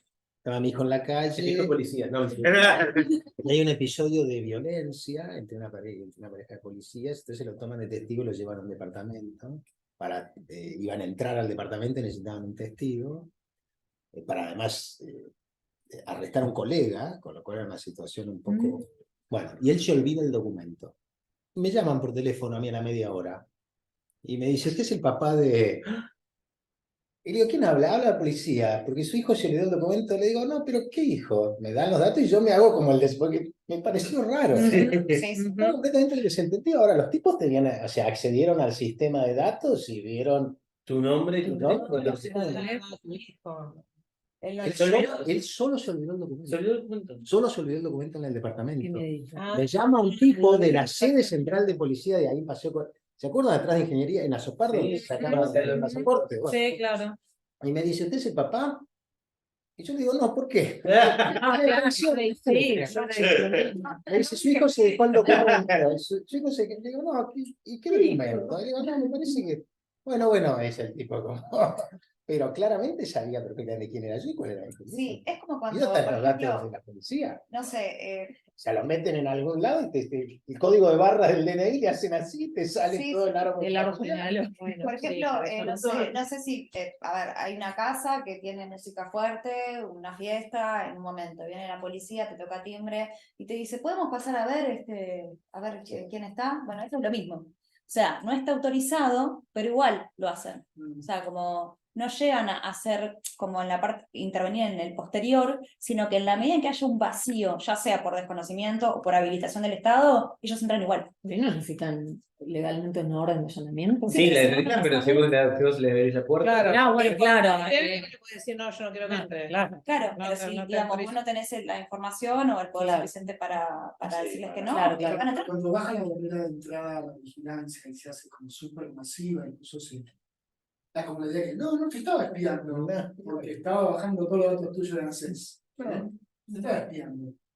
Y es como que también habilita que los policías pueden hacer eso, incluso como que se corre, que antes se percibía como hostigamiento, hoy es como cosa de 2 clics. Es Si que te el descuidás, hostigamiento, el si te hostigamiento descuidás, el es, policía me lo presentaba como un servicio. Escuchá, Claro. recuperar el documento. perdón, pero el hostigamiento es intrínseco a la actividad policial igual, ¿eh? O sea, Sí, esa información, mira, tengo unas amigas que son activistas feministas y nos fue el peor momento del primer debate por el aborto. Una de mis amigas, una de las que estuvo en Ni Una Menos, tiene un homónimo. Son las dos periodistas, así que escriben un libro, se llama igual. Y empezaron a carpetearla, entre comillas, en cosas, con que tenía 2 departamentos, que tenía una empresa y era que su homónima, no, bueno, qué sé yo, como tenía 2 departamentos, era parte del directorio de una empresa de su papá y todo eso. Esa información es totalmente personal, ¿ves? Y sin embargo te das cuenta que circula, sacan el nombre, alguien tiene acceso a esa info, hace la captura de pantalla. Y dice, pero que Diana Pérez, ¿qué va a ser filósofa? Si está en esta empresa, está en tal lado, tal otra. Puedo decir, bueno, hay muchas Diana Pérez en el mundo. Bueno, pensá un poquito, porque sé que lo sufrí. Pero tenés mucho, ¿entendés? Entonces también hay algo ahí que está usado para eso. Para hostigarte y debe haber gente que debe pensar que Diana Pérez, o la Diana Pérez amiga mía, tiene esos departamentos y Me acuerdo que se habilitó como una especie de nota periodística, que pasa a alguien con raro, ¿no? O sea, ¿quién es el primer candidato a diputado de Milei en capital? O se ve bien la nación, aparece quién es. Y después la segunda nota de colores, ¿cuántas multas debe? El sí. auto que está a nombre de él. ¿Viste? O, ¿quién es la loca de la... O sea, en alguna marcha antivacuna, creo que aparecía alguna bandera, sacaban la foto de la patente, veían cuántas multas tenía la patente. Y la multa que tenía la patente, de alguna manera, es para el dueño de la patente. Yo no sé si es Información que está filtrando la reta que. Sí, igual que No, como debe es ser. público, es Sí, público. Porque vos como ponés la patente en el sistema de la ciudad, yo pongo la patente de tu auto y sé cuántas multas Sí. tengo. Pero esa información. Pero publicarlo es otra cosa. No, pero No, pero no pero debería. si es pública, es pública. Público. Bueno, vos tenés una masividad Pero que está cambia. publicada. Claro. No importa, para mí el problema grave es la diferencia que hay entre dato privado y dato público. Ah, Si el dato es público, es público. Ya está. O sea, Ya la está, cantidad de no es multas de tuyo. un auto Si es público, es público. información pública de toda la Si es público, es ciudadanía. público. Vos No sé podés si, o solicitar. sea, no sé si así, pero si es así, es así. Pero no porque lo hay que publican. bueno, pero hay que No, solicitar no, acceso a la, Vos al, metés, ¿no? al Yo dato ahora, público. solo con tu patente yo entro y sé cuánto. Sí, eso me consta. Si tenés deuda de patente. Sí, Vos sí. podés frenar el mal uso del dato público. Y bueno, Es lo distinto estamos sacando la que nación. el acceso a... Pero eso es verdad, Ujú. no es un mal uso. Claro. O sea, digo, es un Eso dato ha traído público. muchos problemas con el HL7 y la interoperabilidad de las historias clínicas en el mundo, que nunca se ha podido hacer que tu DNI sea tu número de historia, porque se hacen muy públicos Exacto. los datos sensibles de Sí. los Exacto. pacientes. Y eso es una discusión de años y años. Nunca lo van a lograr que tu historia esté en todos lados. Ujú. O sea, nunca ahora. Porque va a ser muy fácil de hackear una persona. Sí. Tenemos que avanzar un poquito porque nos Sí. queda un capítulo todavía y nosotros tenemos hoy, le dan el doctorado honoris causa Tomás Moro Simpson, Maestros, Universidad de Buenos Aires. entonces queremos arrancar un ratito antes, 15 minutos antes nada más, para poder llegar a tiempo a esa celebración. Entonces, avanzo un poquito. Otra cosa interesante, ¿no?, que aparece ahí son estas apps como Neighbors, como Citizen, como Nextdoor, redes sociales, porque son eso, de vecinos, que son convertidas en redes de vigilancia. Trabajadores freelance del aparato de seguridad del Estado, Nos ¿no? hemos vuelto trabajadores freelance del aparato de vigilancia del Estado. Y ahí trae una cosa también interesante, y es que, bueno, están esos sistemas de cámaras que se llaman Ring. Acá en Argentina están, en muchos countries, es una compañía que compra Amazon, y descubre un mini escándalo, y es que los agentes policiales te sugerían poner eso en tu casa luego que haces una denuncia, y descubrieron que Amazon le había dicho a la policía, bueno, las 50 cámaras que logras vender, te doy tanta plata. O sea que había ahí como un acuerdo puesto, ¿no? Ahí Alan comenta de la discusión anterior, el problema es tener un criterio, obviamente, claro, para saber qué dato personal o sensible debe ser público. Una cosa es la multa del auto, otra cosa es la que, obviamente. Entonces, luego aparecen las últimas dos secciones del capítulo. Ella pone del puntaje crediticio de los terroristas al puntaje crediticio social. Y ahí aparece esta idea de la firma que decíamos, que nos pareció una mala traducción para esa idea de huella. Ella también lo llama patrón de No, comportamiento. sí, como huella digital, digamos. Sí, ¿Sí? Se usa así. Ah, me parecía malo, pero bueno, capaz está establecido, extendido, pero es mal igual. No, para molestar. Y dice que durante el fin de la presidencia de George W. Bush, la CIA propuso que los ataques de drones no tenían que ser por la identidad, sino por el patrón de comportamiento firma. El ataque por firma es un ataque por metadatos. No sabes la identidad de quién está arriba del auto, pero por sus datos se sugiere que podría ser terrorista. Y eso dice que se sugirió en la presidencia de Bush hijo, pero se aplicó durante la administración Obama con teléfonos y tarjetas SIM. Si tenías una tarjeta SIM que correspondía a alguien con un patrón, una firma sospechosa, eras un target. Y finalmente, en Pájaro Enredado, trae de vuelta, ¿no? Yo les decía que hay un inicio y un fin con Snowden. En una de las presentaciones de estos contratistas, referentes a contratos, dice: el planeta es un pajar de información en la que los datos deseados se pierden como una aguja, ¿no? Y acá es, sí, ¿alguien me habló o no? Me perdí yo.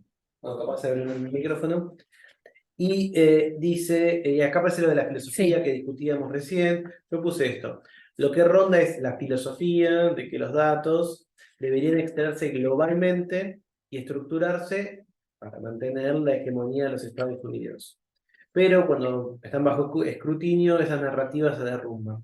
Y ahí trae la imagen, que me gustó para robársela para otras cosas, la fiebre de la cima, ¿no? Los alpinistas que están cerca de llegar a la cima se obsesionan tanto con lograr ese objetivo que se olvidan del resto e incluso ponen en riesgo su propia vida. Se obsesionan por llegar y dejan todo de lado con tal de lograr el objetivo. Todo el dinero y los recursos usados en esta vigilancia implacable son parte de un sueño de control centralizado que se ha hecho real a costa de otras visiones de organización social. El escenario de vigilancia y poder actual es el resultado de la tercera compensación. Involucra una visión de la soberanía estatal, la gobernanza algorítmica corporativa y el profundo desequilibrio de poder entre los agentes del Estado y las personas a las que están destinados a servir. Que es lo que va a retomar precisamente en el capítulo inherente a la conclusión, que denomina el poder, esta simetría profunda entre estados y personas, donde entre otras cosas lo que va a hacer a mi juicio es, grosso modo, por un lado, diagnosticar en qué sentido se articulan ciertas narrativas mágicas, ¿no? A propósito del así llamado excepcionalismo algorítmico, consistente en, desde el anclaje que ella también hace en términos genealógicos, desde la historia estándar de la IA, conferirle este carácter más inteligente y más objetiva que sus creadores humanos, en virtud de las cuales aparece precisamente esta pátina de pretendida neutralidad. Frente a esto va a hablar precisamente ella del carácter mítico de esta neutralidad de la inteligencia artificial, en virtud de que sus beneficiarios en tanto sistemas de inteligencia artificial no son sino expresiones de poder que surgen de fuerzas políticas y económicas más amplias. Va a ser todo un rodeo en torno a la dimensión lúdica inherente al AlphaGo y en qué sentido pensamos a la vera de los juegos precisamente la noción misma de inteligencia para desmantelar esta noción. A partir de la página 323 va a decir que no es coincidencia que uno de los ejemplos icónicos de la inteligencia artificial sea un juego.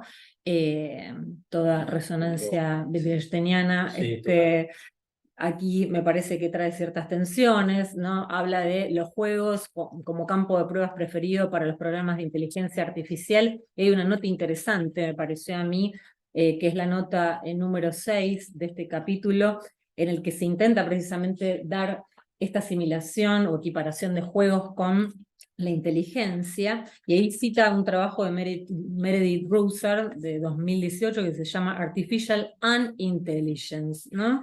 Parece interesante por ahí detenernos un segundito en esa nota, que es la nota 6,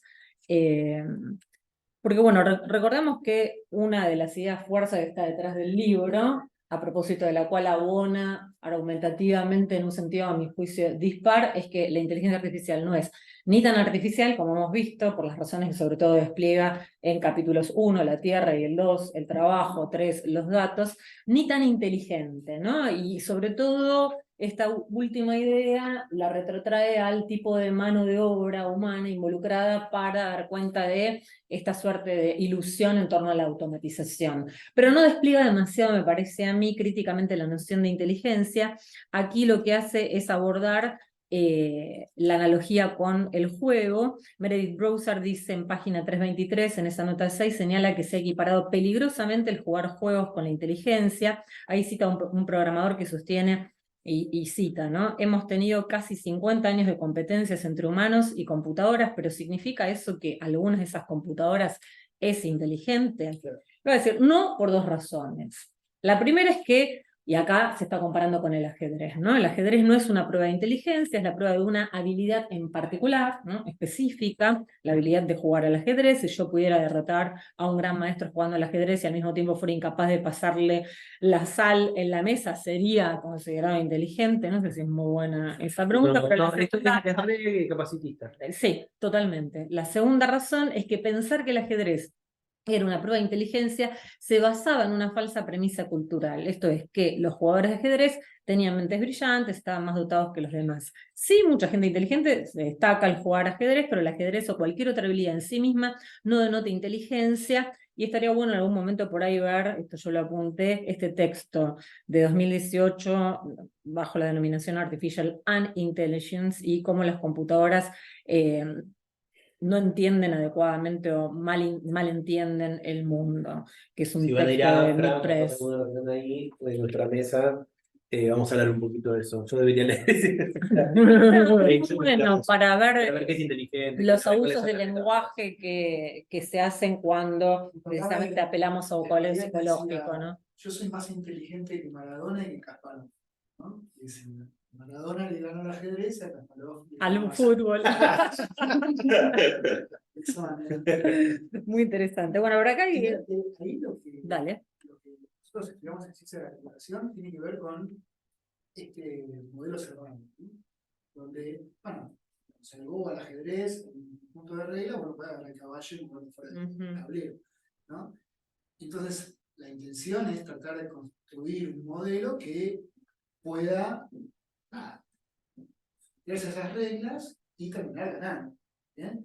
Eso es el objetivo. ¿Sí? Y hay como mucha idea de, bueno, ya que el bicho juega al ajedrez, ¿por qué no lo hacemos que combata la inflación? ¿Pero cuáles son las reglas? Bueno, entonces ahí viene la escuela de Chicago y modela el comportamiento entre los actores. Entonces hay mucha gente que trata de decir, bueno, si la economía argentina la podemos modelar como el ajedrez, lo podríamos... Entonces, como una fuerza en construir modelos cerrados. Nada. Empujemos que las cosas sean modelos cerrados, así este bicho ya sabe cómo... Claro, pero en el caso de la economía lo que haces es diseñar la realidad a fuerza de hacerla entrar en el modelo. Esto en parte es lo que me parece recoge casi inmediatamente Crawford bajo esta noción de achatamiento epistemológico de la complejidad del mundo, ¿no? Donde para precisamente encorsetar la cuestión... Lo mismo que dijo Diego, con un poquito más de vuelta, pero Básicamente es una mirada sumamente reduccionista bajo una noción hipertécnica que no tiene en cuenta precisamente el contexto social, cultural, Los actores económicos político. son racionales. Claro. Son racionalidad completa. Claro, claro.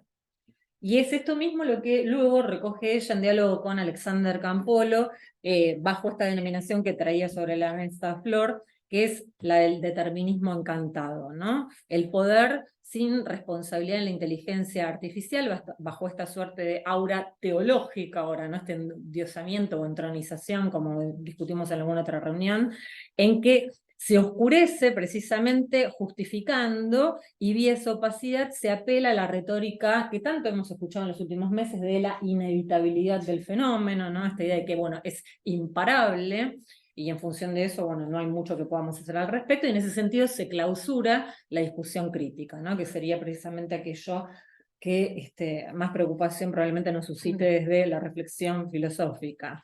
Y aquí, bajo la noción de determinismo encantado, aparecen dos ramas dominantes que son igualmente gemelos metafísicos de la perspectiva de Crawford, en el sentido de que estarían incurriendo en un mismo error, puesto que estas opciones o ramas dominantes son, por un lado, lo que ella va a denominar el utopismo tecnológico, vía solucionismo tecnológico, por un lado, y por otro, la perspectiva distópica, conforme a la cual, bueno, aparecen narrativas del extremo de la singularidad, tal como hemos visto con Bostrom, ¿no? La superinteligencia, con esta hipótesis destructora de la humanidad. Bueno, en ambos casos se incurre en la ahistoricidad, ¿no? En ambos casos estas ramas ponen el poder solo y estrictamente dentro de la tecnología misma. Yo acá pensaba en una noción que venimos trabajando al interior de nuestro grupo de investigación, que es la noción de algoritmo estrecho, frente a la necesidad de apelar a una noción de algoritmo en un sentido amplio que recoja todas estas aristas que, si no, achatan la discusión. Me quedé pensando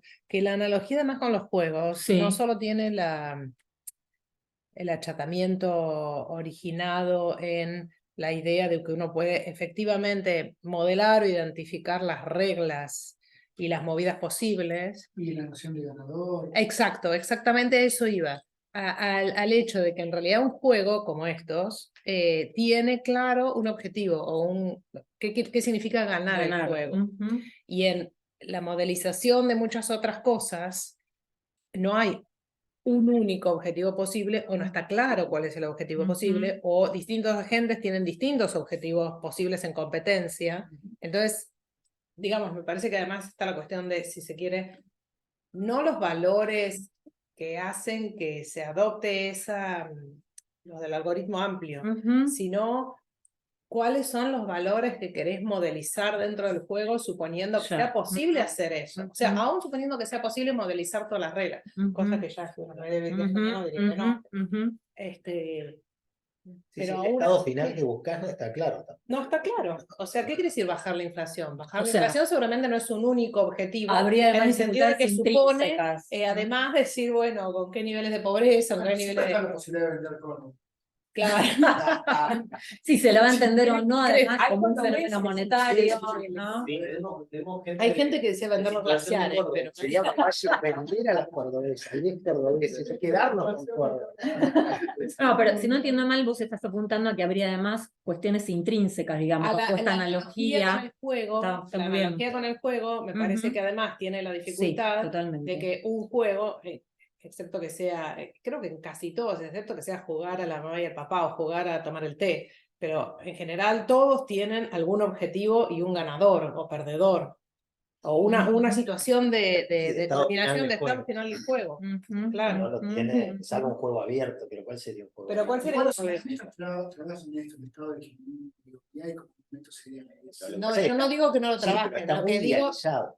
no, pero además es eso, en el caso específico de la economía, donde tiene que ver con los seres humanos y su bienestar, puede variar de acuerdo a los valores que los seres humanos tienen respecto de cuál sería la sociedad ideal. ujú. Sí, porque a veces en una situación económica que siempre es distribuir recursos escasos, el bienestar de uno es el malestar de De otro, otro. claramente. Ujú, Digamos, ujú, es, ujú. Recordalo para nuestro libro. No, sí, está en los...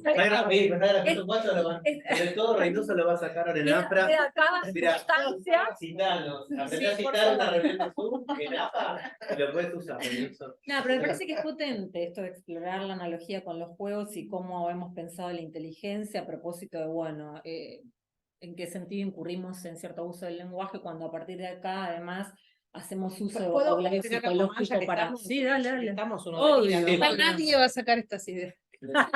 No, estaba pensando en el bendito juego de limitación de Turing, Ujú. donde hay un ganar, pero el Ujú. ganar no es interno al juego de la máquina. No, claro. El ganar es en la interacción con el otro. Le gané al Exacto. otro, que es el humano que está Ujú. fuera de la máquina. Logré engañarlo. No es que, claro. claro, Ujú, ujú. no es un poquito diferente. Sí, sí, me parece que da para explotar y estaría bueno ver esta Fíjate que incluso artificial ganar intelligence juego. desde la Sí, analogía. es interesante. Fuera algo. ¿No? Claro, es engañar. Sí, digo, hay o tela sea, para que cortar acá. las máquinas de Go juegan entre sí, Sí, bueno. pero el juego de limitación no puede jugar dos máquinas entre sí. Sabía que Bueno, en todo caso, digamos, estos gemelos del utopismo y de la distopía, ambos abrazan, va a decir Crawford, el determinismo tecnológico en el sentido de que se está ignorando el contexto de lo que ella va a denominar aquí, volviendo un poco, hablamos hace un rato del capitalismo, de un neoliberalismo desatado. En tanto ven precisamente desconectada la tecnología de las formas de poder. El punto es que precisamente allí no hay magia, sino que lo que tendremos va a ser un análisis estadístico a gran escala, y lo que ve imperante acá, en un sentido que también nos interpela a los filósofos, es la ideología de lo que denomina el dualismo cartesiano, desarrollada en página 327, que nos extrae preguntas centrales, ¿no? Si quieren podemos ver algunas de estas preguntas que ella considera centrales y que tienen que ver con lo siguiente.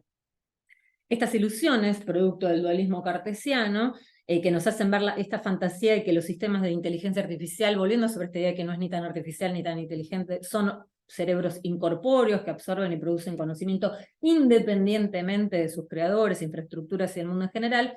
Estas ilusiones distraen de las preguntas mucho más relevantes como: ¿a quiénes sirven estos sistemas?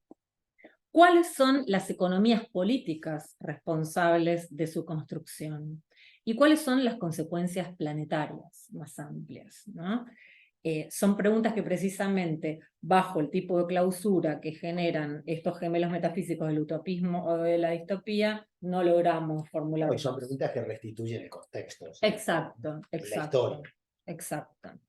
En ese sentido va a decir que los canales de inteligencia artificial revelan también, a partir de la apelación por un lado al Go y por el otro a los planos de Google, a los que hace mención un poquitito más adelante, dos maneras que son no obstante dos maneras parciales de entender cómo funciona la inteligencia artificial, ¿no? Y ahí va a pasar a explicitar ahora, ya desde un lugar más propositivo y diagnóstico, su posición, siguiendo en este caso a Hart y Antonio Negri, que lo que se está dando acá es una operación dual, va a decir ella en página 329, de abstracción por un lado y extracción, ¿no? En el capitalismo de la información, tal como lo denominan estos autores. Se abstraen las condiciones materiales de producción, mientras a su vez se extrae más información y recursos. Y a partir de la 329 ya empieza un recap de los capítulos que estuvimos abordando.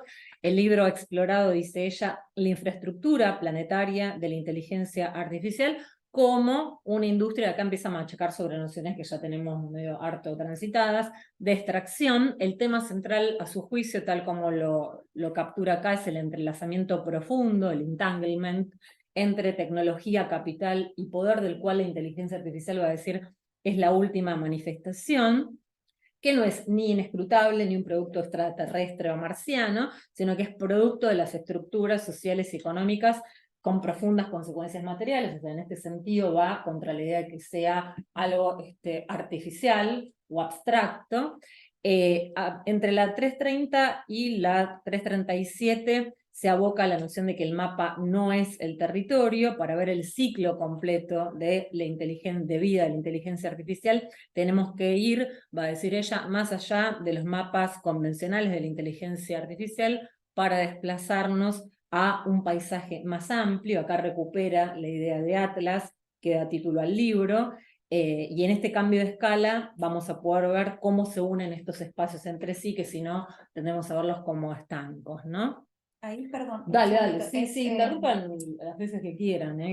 Es como súper interesante cuando dice que la inteligencia artificial nace de las lagunas saladas de Bolivia y las minas en el Congo, porque estuvo hablando de lo que pasa originariamente en Estados Unidos, pero un poco vuelve al colonialismo también, ¿no? Como esa comparación histórica. Y esto que decís vos, Flor, es muy interesante dentro de la economía argumentativa que ella le va a dar, porque este es el diagnóstico en términos coloniales, y la propuesta correlativa que ella va a articular es la de una inteligencia artificial, que, ojo, para mí se queda más en la etiqueta y en la denominación rimbombante que en, desglosarle y ver en qué consistiría lo que va a llamar una inteligencia artificial decolonial, ¿no? Siguiendo un poco... Además, digamos, ahí cuando dice el data center de Google se instala en una zona de Estados Unidos donde pasa un río, y pidieron acceso al agua, y pidieron pagar la electricidad más barata. Exacto. Y todos los vecinos de la zona me parece como nosotros también tenemos el agua barata. O sea que no es una especie de colonialismo en el Congo. No, claramente.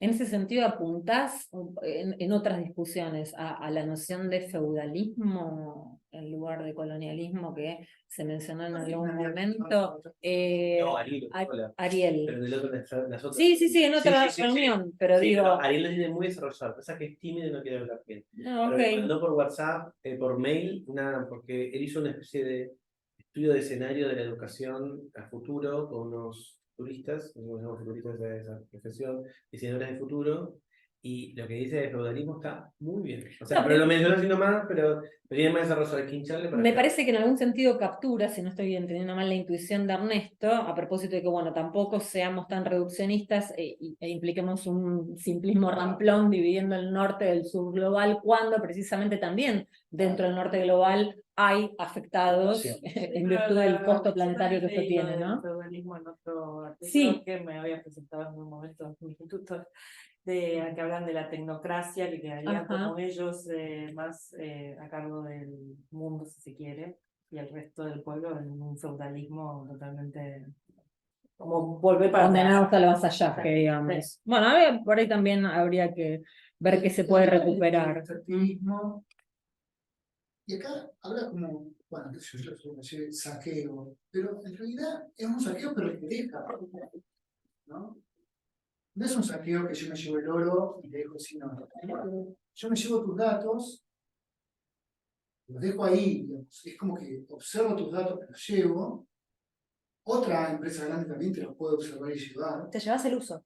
Claro, pero es un saqueo como que está tramposo, digamos, porque el objetivo es dejarte en pelotas, pero no te dejo en pelotas, te dejo con los mismos datos. Tenés como que rápidamente te escaneo, te saco todos los datos, si sos un país pobre, ponele, un ciudadano pobre, o un desprotegido, pero vos seguís estando ahí, vivito y coleando. Pero Claro, eso no, se claro, ve en el escaneo del iris. No Estaba están pensando- llevando tu ojo.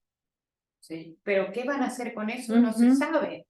Pero es un Ahí está, por saqueo ejemplo, que te deja sin datos, no. Pero articulado con lo que decía en el primer capítulo, con media minería, ¿no? A mí me parece que por ahí hay una comprensión muy literal de la noción de saqueo, porque Ajá. vos decís, bueno, está bien, queda algo, bueno, pero eso que queda completamente vulnerado, entonces, ¿en qué sentido queda y no es saqueo? Me parece que Y hay esa un ganancia empleo- no participa. Exacto. Pero si hay otro segundo que también te Y puede es un saquear. saqueo constante. Es un saqueo Bueno, en todo caso es un hiper saqueo, Está bien, pero pero quizás me parece que Sí, no está relaciona aquí. la idea misma de saqueo. No, yo no tenía entendido, bueno, quizás me quedé más con una especie de, bueno, la intención de saqueo está, pero vos seguís aparentemente ser dueño de tus mismas cosas. Pero Entonces, ese adverbio es muy Pero hay, fuerte. igual Y sí, no hay aparentemente empobrecimiento, eso. exacto. Porque No, digamos, sí. hay empobrecimiento.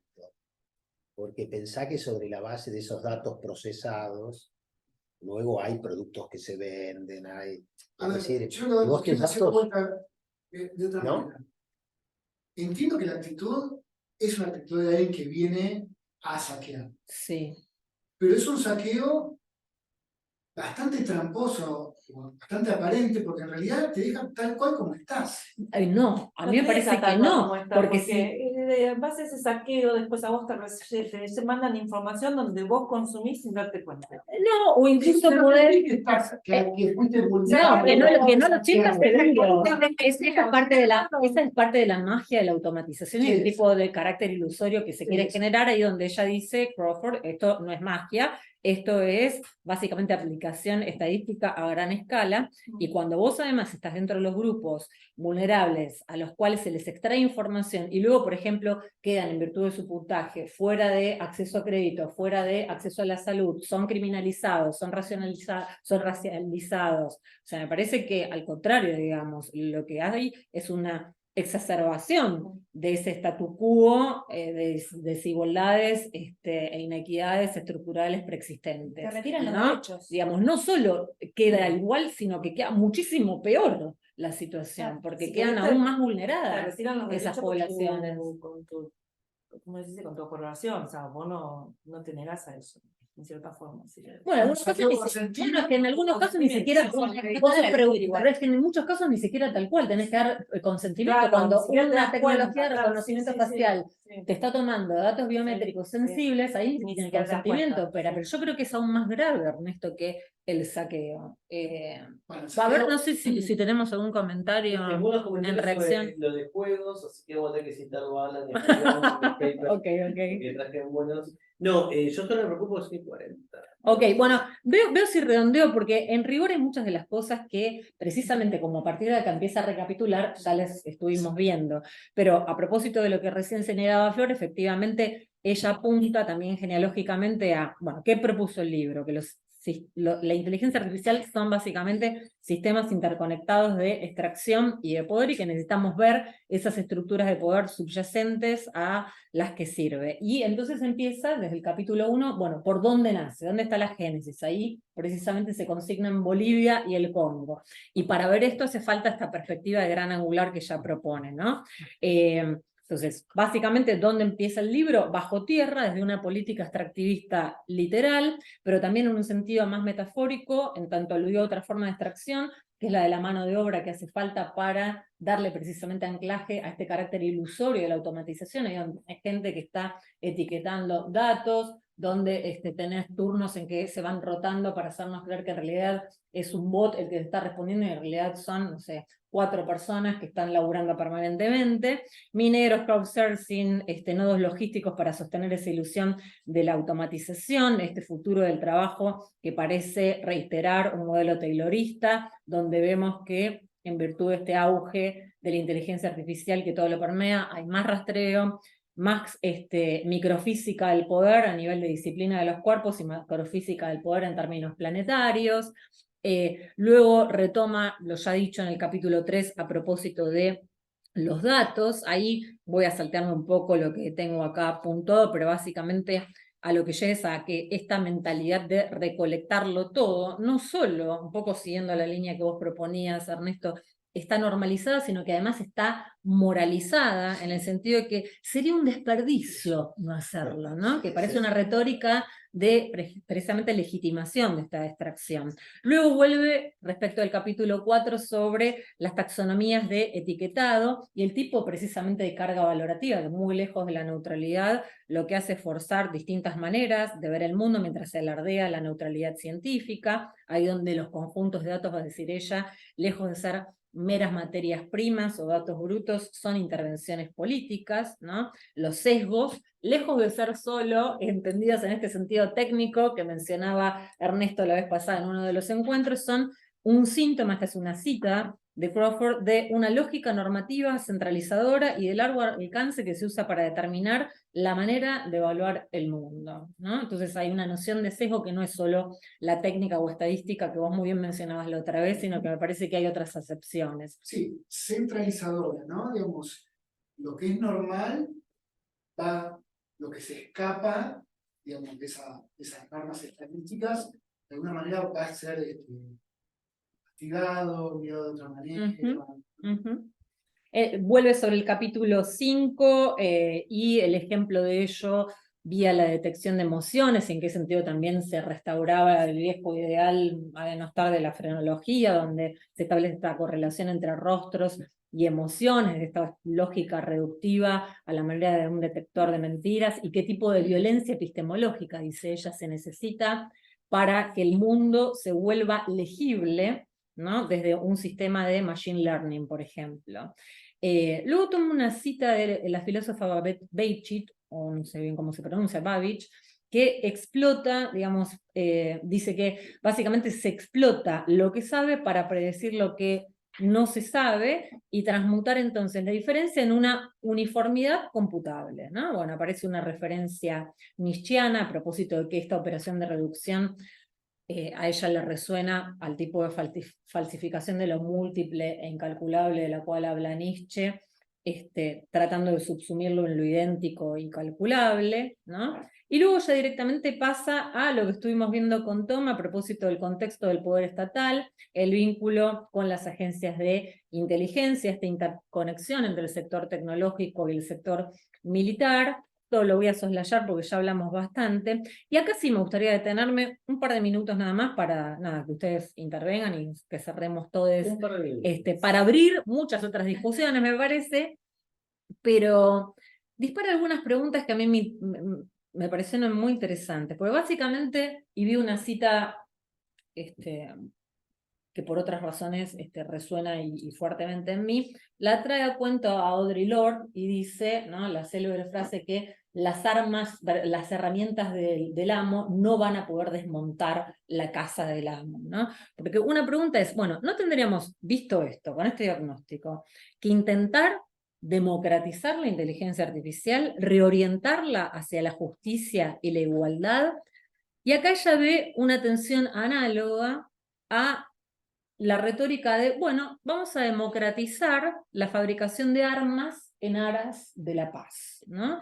Entonces, lo que aparece aquí es como una maniobra, yo le puse acá de ethics washing, ¿no?, en que una de las respuestas típicas de la industria, dice ella, ha sido firmar principios éticos de inteligencia artificial, con muy poca representación. Acá es donde otra vez vuelve sobre, por ejemplo, América del Sur, África, América Central y Asia Central. Se pone, dice ella, el énfasis en los fines éticos de la inteligencia artificial sin evaluar los medios éticos para aplicarlos, ¿no?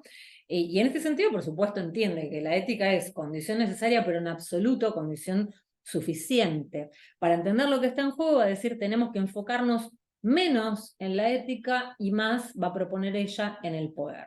Acá vuelve sobre las consecuencias que ya vimos a nivel de composición química de la atmósfera, temperatura de la superficie que estamos experimentando, contenido de la corteza del planeta, y aparece una cita del filósofo Achille Mbembe, en la 341, según la cual lo que necesitamos es una nueva crítica, que no se sabe muy bien en qué consistiría, permítanme que les adelante mis dudas, de la tecnología, ¿no? Derrocar el dogma de la inevitabilidad. Esto que veníamos escuchando de crítica de la razón tecnológica.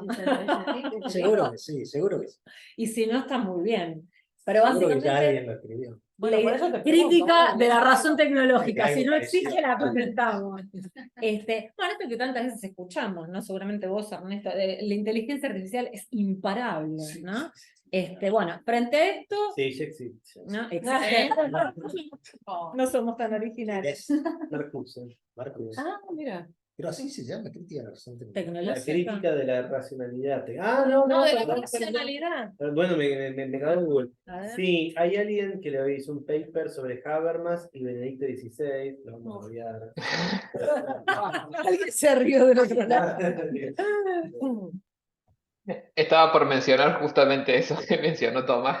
No pude evitar reír. Perdón. Ok. Bueno, pero básicamente, ¿cómo oponerse a estos relatos de la inevitabilidad tecnológica?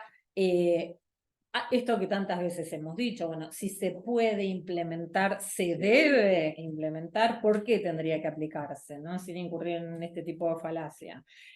Ahí cita a Donna Haraway desde la informática de la dominación para volver a cargar las tintas sobre la imposibilidad de ver estos sistemas de inteligencia artificial en un sentido neutral. No pueden aplicarse las mismas herramientas que sirven al capital, volviendo un poco sobre la cita de Delors, para transformar escuelas, hospitales, ciudades, etc. Y lo que va a proponer es una suerte de movimientos de justicia interrelacionados a nivel de capital, computación y control, ¿en pos de qué? De algo que para mí deja en una instancia puramente nominal, pero por ahí podemos recoger el guante y que salga algún paper de aquí, en pos de lo que ella llama una inteligencia artificial decolonial. Y la verdad es que trabaja muy poco, o sea, hay si mal no recuerdo, está ahí mencionado un trabajo de 3 autores de 2020, que simplemente creo que lleva esta denominación. Habría que meterse por ahí con ese texto y ver qué están entendiendo ahí por decolonialidad, porque se dice de muchos modos. Sí, está en la nota 36, Decolonial AI. The Colonial Theory como una anticipación sociotécnica en inteligencia artificial. A mí por lo menos me interesó poder ver qué sustento tiene esto, más allá de la mera declamación, ¿no? Vamos a tener que sacudirnos el encantamiento del solucionismo tecnológico y abrazar una política diferente de habitar la Tierra. Y más o menos con esto cierra, previo a la coda, que hasta donde, no sé si pudieron verla, hasta donde yo leí, tiene que ver con ya impresiones más subjetivas, ¿no? Con la persecución, volviendo un poco a lo que veníamos charlando, que ella sufrió en carne propia, cuando de hecho hay 2 camionetas que la están siguiendo, ¿no? En este sentido me parece que puso el cuerpo, y no es un algoritmo, no es nada abstracta ni artificial la persecución. Así que me parece que nos deja muchas vías para seguir pensando, ¿no? El texto de Kate. A ver. Alan y Julián trajeron cosas sobre los juegos, un poco viejo, pero sobre los comentarios de Ernesto, Lola dice, es como la acumulación originaria. No es un saqueo que se da una vez y para siempre, sino que se actualiza cada vez. Y Julián dice que es muy interesante respecto al saqueo.